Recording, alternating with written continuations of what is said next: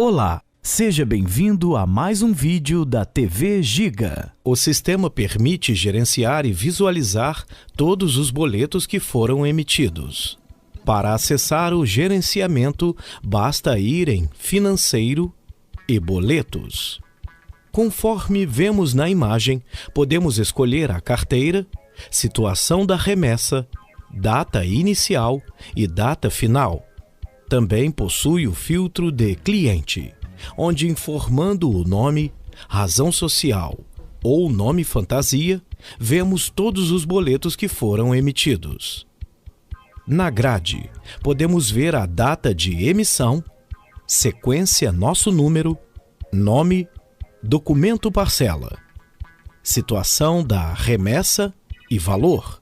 Do lado direito da tela, temos o ícone da impressora para a impressão do boleto e ícone do X para excluir o registro do sistema. Para gerar uma remessa, basta selecionar os registros e clicar no botão Gerar remessa, que o sistema irá fazer o download automaticamente.